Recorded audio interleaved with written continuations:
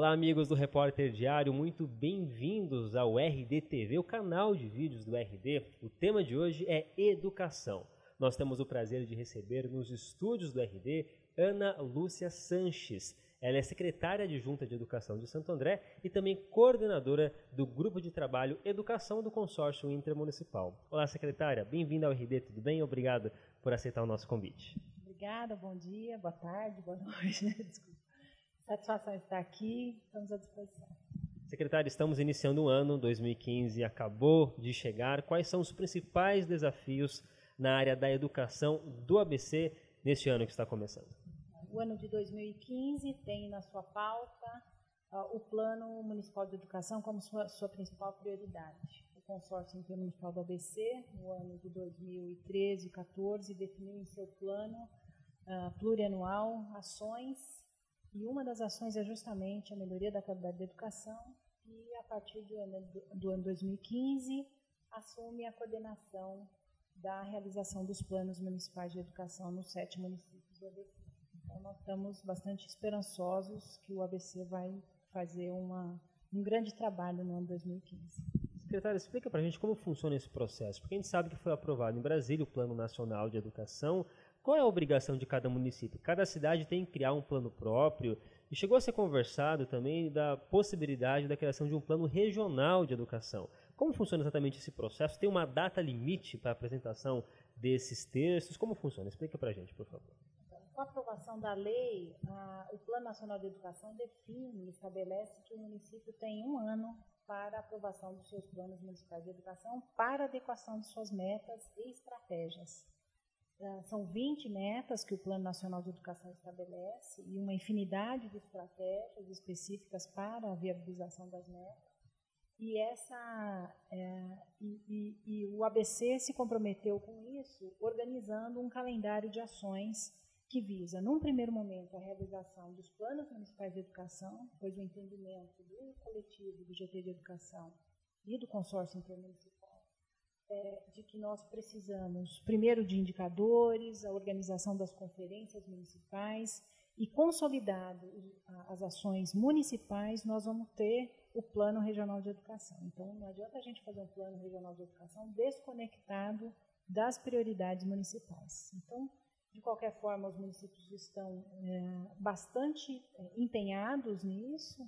E, por outro lado, também é uma obrigação atendermos as 20 metas. E estamos trabalhando bastante para isso. Só para quem não conhece, o Plano Nacional ele é uma lista, né, com metas, com objetivos no âmbito nacional. E aí cada município da região ele vai adaptar esse Plano Nacional, vai ter como base esse texto para a realidade do ABC. Até porque algumas metas que podem estar no Plano Nacional talvez até tenham sido cumpridas aqui. É isso mesmo que vai acontecer? Isso. Então, nós temos metas que começam agora em 2016. Né? A meta 1 estabelece como definição que é a obrigação do município que crianças de 4 e 5 anos estejam na escola e incorporando a educação básica. Isso muda o paradigma, porque a educação infantil era uma vontade da família, não era uma obrigação nem do Estado e tampouco das famílias. Hoje é uma obrigação do Estado, né, dos municípios, e um dever da família levar a criança para a escola de 4 e 5 anos.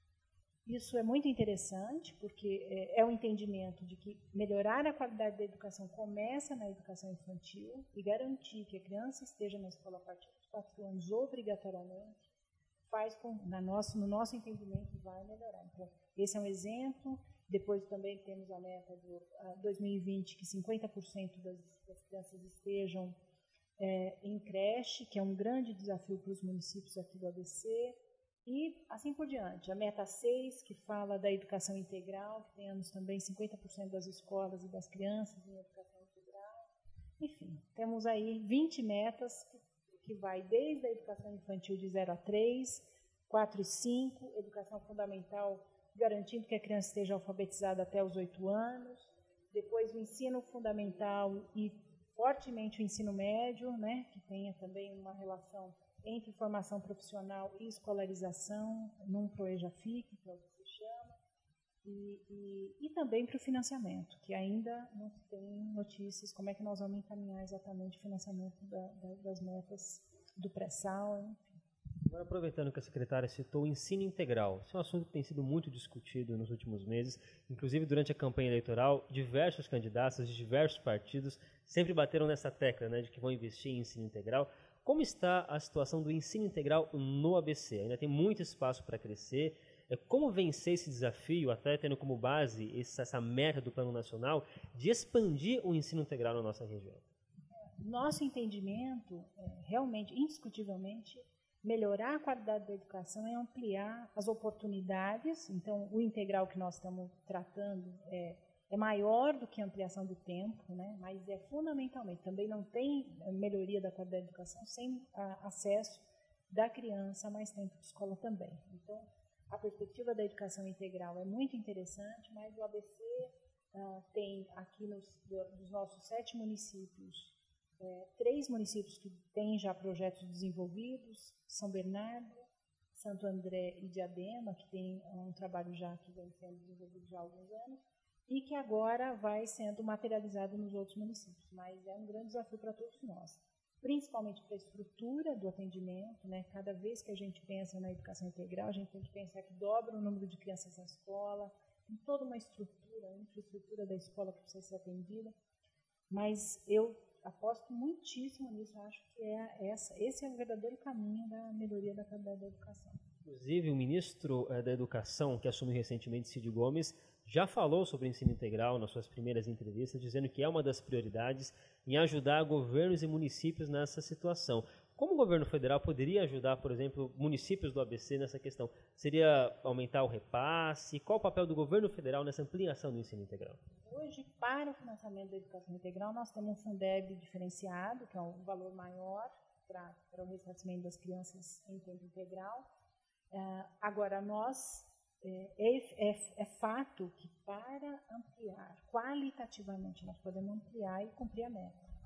O debate que a gente tem dialogado aqui no consórcio é de que falar da melhoria da qualidade da educação obrigatoriamente impacta no maior financiamento e precisa ser discutido de diversas formas, na estrutura física, no financiamento de profissionais para a educação integral, que também tem, na própria formação da pedagogia. Desde a pedagogia você tem entender esse integral, que esse sujeito não pode ser 8 horas de escola, matemática, mas ele precisa ele precisa desse mix entre a ampliação em letramento e matemática, na formação acadêmica clássica, mas também em cultura, esporte, universo cultural da criança, tem que ser ampliado, e isso é fundamental para a formação integral, que é o que a gente busca.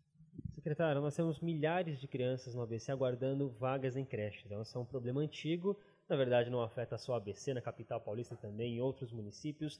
Dá para resolver esse problema? Como que se resolve essa fila tão grande de crianças esperando vagas em creches?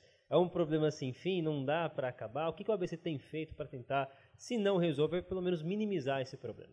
Nós temos aqui, esse é de fato o maior problema dos municípios, né? Nós temos 2 problemas que eu entendo que a gente... Um problema que é muito forte é o problema das liminares. Hoje, os municípios têm uma fila, uma lista pública disponível nos sites, né? Todos os municípios, a grande maioria dos municípios têm isso, e são impedidos de seguir sua lista por conta de liminares. Inclusive, fizemos eu estive numa ação regional também, junto ao presidente do Tribunal de Justiça, pedindo uma intervenção junto ao Judiciário, no diálogo com os municípios. Não significa que tem que terminar as liminares, é um direito constitucional, mas que nós tenhamos um diálogo com prioridade, vulnerabilidade social, que a gente tenha que ter. A gente pode dizer que hoje parte considerável dessas mães que conseguiram vagas, conseguiram através de liminares. Esse é um número muito grande e, como a senhora explicou, sem muito critério. E o problema é que reverbera na qualidade, né? Então não há condição adequada se você tem num berçário chegando crianças com liminar, que a escola é obrigada a receber. Esse é um aspecto. Um outro aspecto da creche é esse atendimento qualificado da educação infantil de 0 a 3, com toda a sua especificidade, que acho que os municípios vão precisar investir fortemente. O município de Santo André se comprometeu, o prefeito Carlos Grana, por exemplo, se comprometeu a fazer aí 17 creches, tem 4 creches já em processo de construção e 10 que foram liberadas do governo federal. E esse vai ter que ser um movimento também dos prefeitos, no sentido de priorizar o investimento em educação infantil e gratuita. Então, para resolver, nós até fizemos um estudo com a Fundação SEAD para entender quais são os cenários para o cumprimento da meta 1 do Plano Nacional de Educação. E esse ano de 2015 2016 e também o ano de 2016 são os 2 anos que todos os municípios vão sofrer muito ainda com falta de vaga em creche. Depois a gente começa a ter uma redução do crescimento vegetativo, a perspectiva que se aponta, e espera-se que no ano de 2020 nós tenhamos alcançado a meta de 50% das crianças. Não significa que são todas, né? Mas a gente tem metade das vagas garantidas, e isso é uma grande conquista para você, e para as mulheres, e para toda a sociedade. Secretária, no ano passado nós tivemos a divulgação das notas do IDEB, que é um importante indicador até para verificar a qualidade da educação básica em todo o país. E mais recentemente, a divulgação das notas do Enem. Que avaliação que a senhora faz dessas duas questões, do IDEB no ano passado e do Enem nesse ano? Ficou dentro das expectativas ou esses números do ABC mostram que ainda tem muito que melhorar por aqui? Bom, eu penso que qualquer gestor tem que sempre achar que não está bom, né? Eu penso que os 7 municípios entendem que nós temos ainda muito a melhorar. Agora, o que o próprio ministro que acabou de assumir, o Cid Gomes, aponta, inclusive nas suas entrevistas, aí, que vai ter um grande investimento nesse sentido. A continuidade do PNAE, o Pacto Nacional de Alfabetização na Idade Certa, como um caminho de melhoria da qualidade da educação básica, e também as notas do Enem do ensino médio, que efetivamente os nossos números aqui do ABC são vexatórios e alarmantes. Nós temos aqui no ABC, há mais de 10 anos, nós temos uma construção de uma escola de educação de ensino médio, nós temos faltas de vagas no ensino médio e não há, pelo menos não tenho visto que o governo do Estado tenha tido uma política de diminuir ou melhorar esse atendimento. Eu acho que esse é um cenário que se aponta da pátria educadora. É o investimento na educação básica, na qualidade da educação e também uma intensivação no ensino médio, que realmente o Brasil precisa melhorar seus números. E penso que tanto o IDEB quanto o Enem são fruto desse processo histórico que nós precisamos melhorar. A gente percebe, a senhora citou a questão do ensino médio, quando se compara os números do IDEB das escolas municipais do ABC com as escolas estaduais do ensino médio. É perceptível a grande diferença, né, da qualidade das notas das escolas municipais, que são muito maiores do que das escolas estaduais, né? Não é coincidência. Tanto que é um problema que a gente encontra. A criança, quando sai da escola municipal, ela não quer ir para a escola estadual, né? Esse é um cenário, as características de violência, uma série de coisas que eu penso que a gente, para melhorar regionalmente, esse vai ser um desafio do Plano Municipal de Educação, porque não é uma ação dos municípios. Nós vamos fazer um plano que vai englobar as escolas privadas, as escolas estaduais, as escolas municipais, nas universidades, né? Então não está no âmbito do município, está no âmbito de toda a sociedade, e toda a sociedade precisa se envolver e participar. Isso é um desafio que está colocado para todos nós, como cidadãos. Secretária, quero agradecer a sua presença mais uma vez no RD. Tem muito assunto para falar, mas o nosso tempo infelizmente é curto.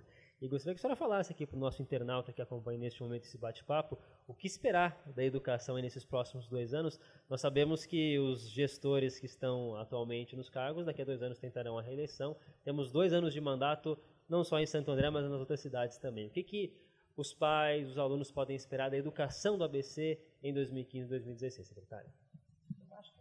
Primeiro, toda a sociedade, né? Os pais, os familiares devem se envolver com a educação. Melhorar a educação no Brasil e melhorar a educação aqui na nossa região é um compromisso coletivo dos governos, das entidades, dos sindicatos e da sociedade civil, prioritariamente das famílias.